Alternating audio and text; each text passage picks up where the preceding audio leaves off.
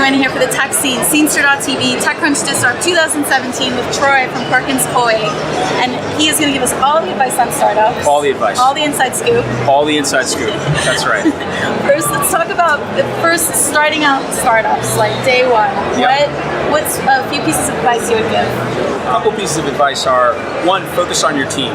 Make sure that you've got kind of the right people doing the right jobs, because when a startup is, kind of in the early stages, there's a lot that needs to be done, and oftentimes people will be working outside of their expertise, but if you've got people that are committed and talented, you can really be successful. So what about vested equity? What's some advice on that? So on the equity, the idea is you want to have people tied to the company.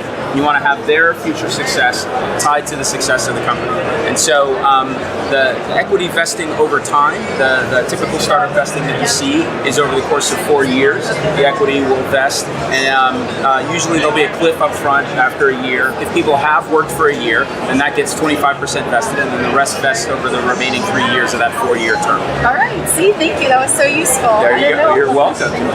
Okay, so next let's talk about at the stage where you have traction, things are moving, and you're ready to possibly raise funding or whatnot, but your legal contracts are in place. Right. What advice would you have for that stage of the startup? This is the stage we call sort of right about where you're about to start scaling.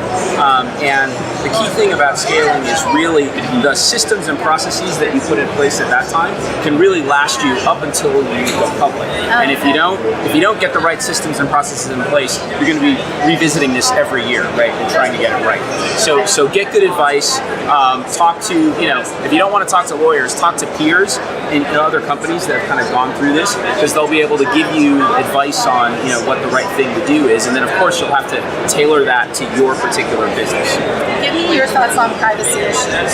Essentially, people have turned over a lot of information to companies like Facebook and Google and other companies, and have sort of relinquished their privacy to them because they have more trust in those companies than they do the government regulators that are trying to kind of regulate privacy issues right now. But I think that the consumers have a lot of power here, and to the extent that consumers demand that companies take better care of their data, sort of not share it without their consent, those sorts of things, that'll really have an impact on how these companies operate. I just feel like consumers have no idea how it's really used. I really think that they will speak out, or they should be educated more.